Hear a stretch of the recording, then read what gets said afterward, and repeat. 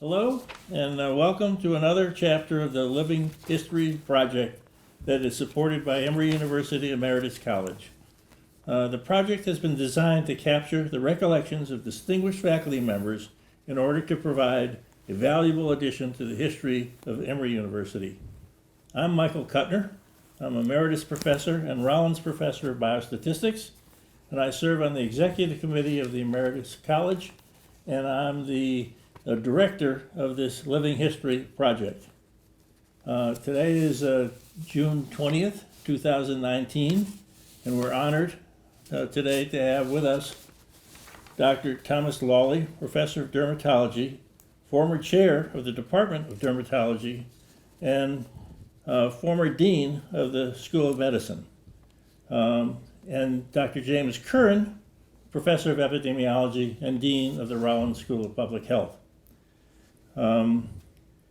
It's my honor and privilege today to be the moderator of this videotaping session. And I've known both Dr. Lawley and Dr. Curran for approximately 20 years. And we'll have the better part of 3/4 of an hour today to hope to afford us sufficient time to do justice to Dr. Lawley's and Dr. Curran's professional careers and accomplishments. And I will start off by introducing Dean Curran, and I will ask Dean Curran to introduce Dr. Lawley. While at the Centers for Disease Control, Dr. Curran's involvement with AIDS work traces back to 1981, when he was asked by the Centers for Disease Control to lead a task force that would investigate what was behind the mysterious new disease we now recognize as AIDS. And his work during that period was partially featured in a book and movie of the same name, and the band played on. In 1995, Dr. James Curran was appointed Professor of Epidemiology and Dean of the Rollins School of Public Health. Dr. Curran has had an enormous impact on the growth of the Rollins School of Public Health, which is now ranked 5th by the U.S. News and World Report for all accredited schools of public health. Dean Curran personally has been the recipient of numerous honors and awards, including being elected to the Institute of Medicine of the National Academy of Science in 1993, as well as being the recipient of the Surgeon General's Medal of Excellence in 1996 and the John Snow Award from the American Public Health Association in 2003. He's the author or co-author of more than 260 scholarly publications, and he is the co-director and past principal investigator of the Emory Center for AIDS Research. Additionally, he holds an endowed chair known as the James W. Curran Dean of Public Health. And he jointly is appointed as a professor in both the schools of medicine and the schools of nursing here at Emory. And he's been married for 46 years to Juanita. And they have had a wonderful marriage. And he frequently refers to Juanita and when he talks to individuals like myself. And so I'll now turn the program over to Dean Curran, who will introduce Dr. Lawley. Jim. Yeah, well, thanks, Mike, for introducing me and also for helping to arrange this meeting with Tom and I. We don't get a chance to talk to each other as often as we used to. Sure. Tom Lawley was appointed Dean of the School of Medicine very shortly after I was appointed Dean of the Rollins School of Public Health, and he's had an extremely distinguished career here at Emory dating back to 1988 when he came to Emory as chair of the dermatology department in the School of Medicine. Tom's career at Emory spans roughly 30 years, therefore, with a steadfast dedication to excellence in clinical research and as a leader in the development of medical education and the medical school. He's written more than 200 book chapters, research articles, and abstracts, and he's received numerous academic awards, including here at Emory, the Hatcher Award for Excellence in Public Health, the Distinguished Alumnus Award from his medical school at SUNY Buffalo, and the Arnold Patz Lifetime Achievement Award from Emory, among others. He's a member of several honorary medical societies, including the American Society of Clinical Investigation and the Association of American Professors. Tom holds the endowed William P. Timmy Professorship, and he was Dean of the School of Medicine for 16 years, during which it skyrocketed to eminence. Thank you. Thank you. Let me tell you about the format for this videotaping. I'm going to allow both Dr. Lawley and Dean Curran to provide us with how they achieve their missions of growing their schools' reputations both independently and synergistically. And I assure you I'm not going to ask you for your tax forms to be turned over to the university because the project doesn't require that. So let me begin with Dean Curran and then have Dr. Lawley respond after Dean Curran. The first question that I have for you is, could you provide us with a little background information about your educational training and a brief summary of your prior work experience before coming to Emory? Well, Mike, you know, it's fairly common as we get older in life in our professions for young people to say, how did you get where you are now? It's often tempting to say that, you know, the important part of life is showing up and doing your job and watching it kind of go from there. And to some extent, there's truth to that. I always tell students that they should have long-range aspirational goals, whether they want to be a dean or something else, but they need to have a 5-year plan and they need to do really well during that 5 years. My own life, I think Tom and I share our Yankee backgrounds. I'm from Michigan, and following medical school at University of Michigan, as an alternative to military service, I joined the public health service during the Vietnam War, and I was assigned by the CDC to Memphis, Tennessee, to the university there, to study the complications of gonorrhea and the economic costs of that. I was very fortunate there for 2 reasons. One is that's where I met Juanita, my wife, and we got married in Memphis, and I changed my career goals from academic OBGYN into staying with the CDC and working in public health. That took us to Boston, and for me, a year of residency at Harvard and a master's of public health, and then to Columbus, Ohio, where I was a CDC assignee and assistant health commissioner of the health department and an assistant professor, ironically in dermatology, because I was teaching an STD course at Ohio State. And then to Atlanta, Georgia, where I was chief of research in STDs shortly before the beginning of the AIDS epidemic, when I was detailed for 90 days to deal with this new outbreak. The CDC is known for responding very rapidly to outbreak information. They're not as accustomed to dealing emergently with things which become worldwide pandemics and stay forever. Right. So my 90 days lasted 15 and a half years, and then I moved to Emory. I was born in Buffalo, New York. My father was a police officer and my mother was an administrative person. I used to play a lot of sports in my teen years, and I used to get hurt periodically. And a friend of mine who I played with, his father was a surgeon. And on at least one occasion, he took me home on a Sunday afternoon with blood coming out of my mouth and a laceration, broken teeth. And the fellow's father, the surgeon, sewed me up.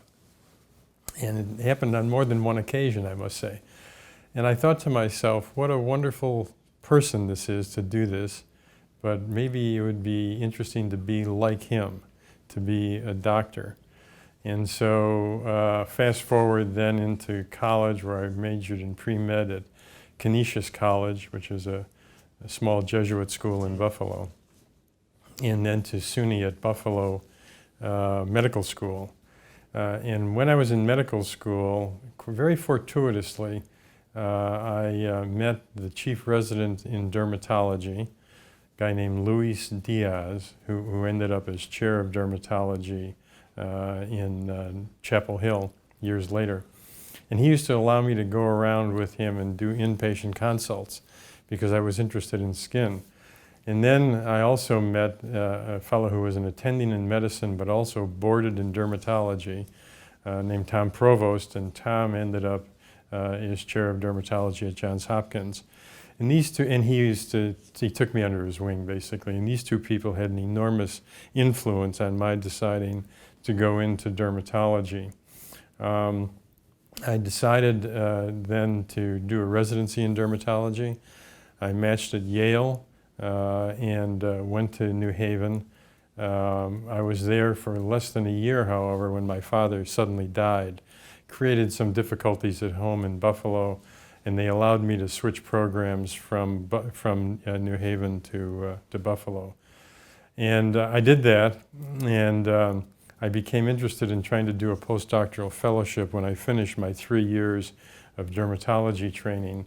It was a good idea, I was told, but the only problem was that Buffalo had no money whatsoever to pay my salary, which was a big problem because I couldn't do it for nothing.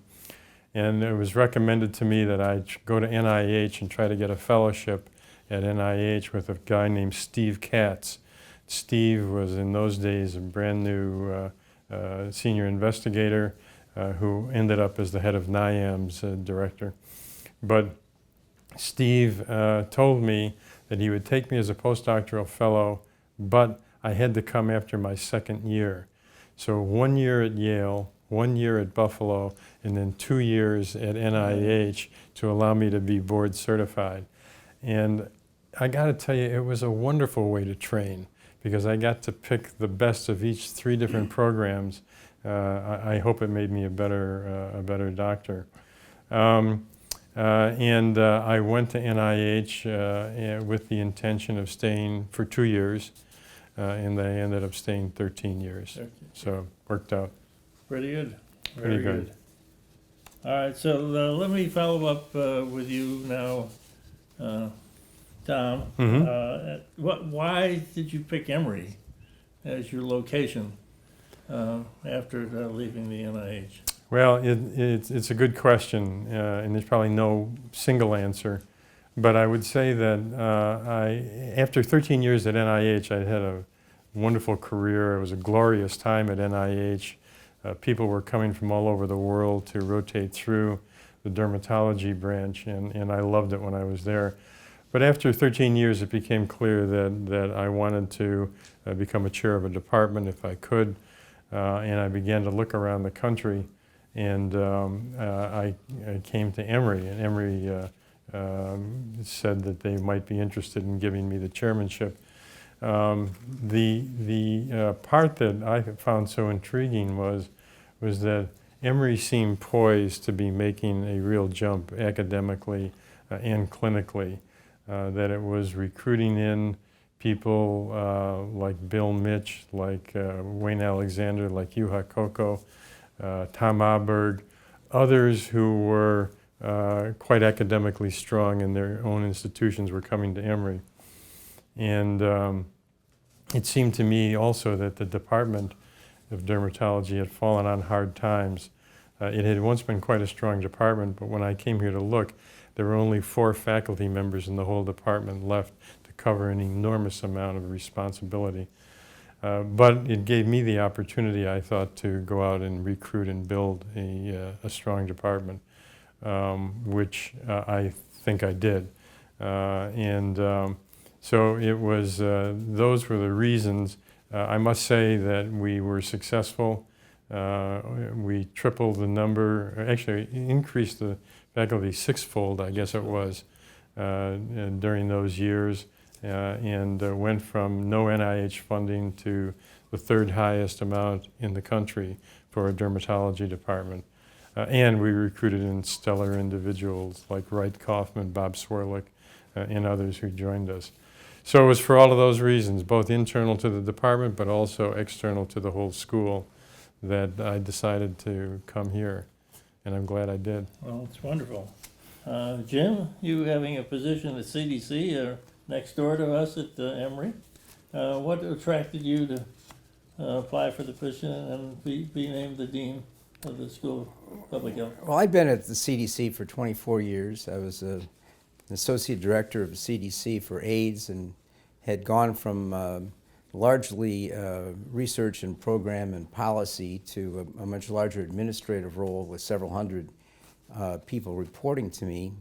And I kind of hoped for a career that would be involving teaching and research. So I saw academia as a really nice way to get repotted, to try something new. And it was fortunate that the brand new School of Public Health at Emory, which was founded in 1990 and shepherded into existence by Ray Greenberg, was looking for a dean.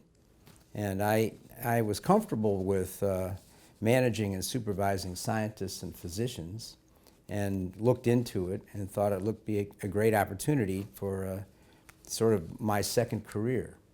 And I was told, though, the school had grown too fast. We had a new building, it was half full, and we should just try to keep the size down and balance the budget and keep going. And the important thing were the faculty and the students, and they were right about the latter thing, but not so right about the former.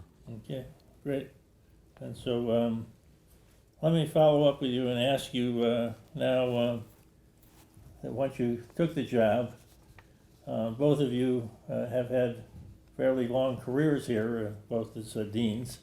Could you tell me how you were able to do what you did to give the school the prominence that it has, the space that it needs, and your success story? Well, I think part of the ability to be in administrative jobs for a long time is to remember somewhat selectively the good things and put aside a lot of the barriers that you've overcome. Tom and I were fortunate, I think, to be deans during a time of rapid commitment to growth at Emory and in the Health Sciences Center, and both of our schools grew tremendously during that time period. At the School of Public Health, we benefit, of course, from being next to the CDC.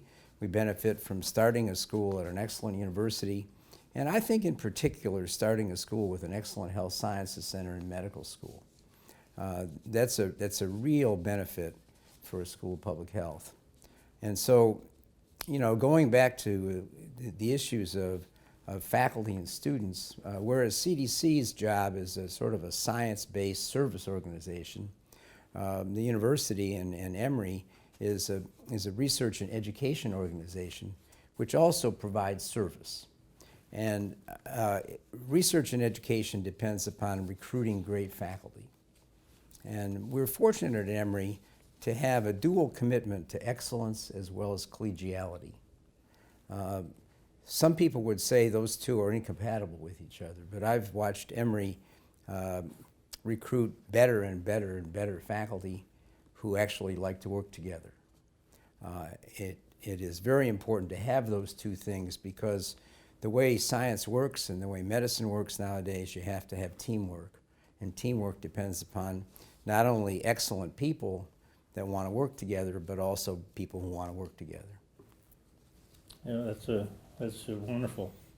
Tom, let me ask you the same question. Sure. Well, let me begin where Jim ended and say how important it is to have collegiality as one element of excellence, because these are all difficult positions, jobs, if you will, and in order to do them well, you need to have everybody pulling in the same direction, not shutting their doors and hunkering down in their labs. As Jim said, we were both lucky. I was lucky to become dean at a period that there was clearly a commitment to growth, to research. During the years, we increased our NIH funding from somewhere ranking in the mid-30s to the teens, which was a huge growth spurt for us. We did that with strategic planning. We did it with recruiting outstanding faculty who joined us. We did it with philanthropy, as Jim has benefited also from various foundations. that allowed us to build new buildings, this building, the Whitehead building, the Cancer Center building, the pediatrics building, the education building down at Grady, and so on. So part of it was an institutional commitment to growth, and then part of it was the hard work of the faculty in the trenches doing the hard work of academic medicine. And part of it is just lucky timing too. It's being at the right place at the right time is Can't hurt. Doesn't hurt. Let me ask you a follow-up question. Would you share with us what you think are the major lessons that you've learned over the years that you would like to share with us today to help others? Well, it's going to sound awfully simple-minded, but I guess what I've learned time after time is that it all comes down to people. That you can make any organizational process work if you've got outstanding people. And you can have the best organization in the world, and if you don't have good people running it and taking part in it, it won't succeed. So I think part of it is that the old saying that A+ people always recruit A+ people, but if you have B people, you won't be recruiting A+. And I think that's true, and I think having good taste in people and Emory becoming nationally known was a great help to build this wonderful institution. Right. Well, thank you. Jim, would you like to add anything to what Well, Tom said? I just to agree with Tom and reinforce it, we've seen the fruits of all of our efforts in regarding recruiting good people. I remember when our school was new, we had some bright young people, but nobody knew who they were. And so our major job was to provide the environment for them. And this remains an issue of recruiting good young people and trying to assure their success. But then what happens, and I think this has happened in the School of Medicine too, Tom, is that as the people become better and better known, then they become very attractive to other people. Yes. Yes, indeed. And retaining faculty is every bit as important as recruiting them and supporting them to begin with. So now we're always in a situation where people want our faculty. So on the one hand, it's flattering when Harvard and Yale and Columbia are saying, we want to recruit this person from Emory because they're so good. On the other hand, we have to figure out a way to provide opportunities for them to stay. But if they leave as good colleagues who valued their time here and the growth that they had. Yeah, I couldn't agree more. All right. The final question I have for you is: there an unforgettable experience here at Emory that stands out as just earth-shaking? I think, what's most unforgettable to me is what's different in my job compared to my previous jobs. We can all be happy about various things that occurred. I began working in AIDS in 1981 and continue now as a co-director of the Emory Center for AIDS Research. Right. And we've watched that grow enormously. Yes. That represents a commitment between the School of Medicine, the School of Public Health, the School of Nursing, and the college to grow a multidisciplinary activity. We've seen some of the same things in cancer research and other areas. These are things which you can't do in government, and they're experiences to me to watch people, when they're melded together, be so successful. You can't, of course, manage faculty unless they get in each other's way, but the one thing you can do is recruit great people and then watch them work and provide that environment. So I think that the opportunity to work in a university where great people at the mid-levels can do great things is the most engaging thing to me. The second thing, I guess, is the role of philanthropy. When you work in government, as I did at the CDC, you can't really do anything philanthropically. We're not. We used to say that you can't accept a gift if it's bigger than a mailbox. Right. You know, you shouldn't even give lunch to anybody. Right. Didn't have a lot of money ourselves. We certainly couldn't buy lunch for people. And when you get in academia, it's really much more of a question of how you can extend generosity and expect generosity from others. And when you watch wealthy people and donors embrace your mission enough that they want to entrust you with money to build buildings, to endow professorships, to support important programs, you have to realize that building their trust and getting them engaged is one of the very important part of academic leadership. All right, and I must add that the relationship between yourself and the Rollins family has been extraordinary. Well, they've been tremendous donors to the university. Right. Yeah. So, and Tom, I'll ask you the same question. Do you have some big unforgettable moment? Well, I have a couple. Okay, that'll be fine. So one is, as I think back, being appointed dean was a tremendous honor and somewhat surprising, I thought. But Mike Johns seemed to have confidence in me. I was moving from the chair of one of the smallest departments in the university to the School of Medicine. It was a big jump. So that's an unforgettable moment for me. I would say there are a couple of other unforgettable, very personal moments for me, and they revolved around me handing diplomas from the School of Medicine to my daughter, to my son-in-law, and to my daughter-in-law.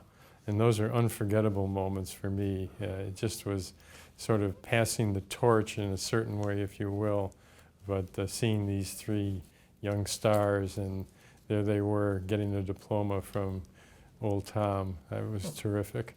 Anyway, I'm sure that was that's great pleasure. Doesn't get much better than No, that. it doesn't.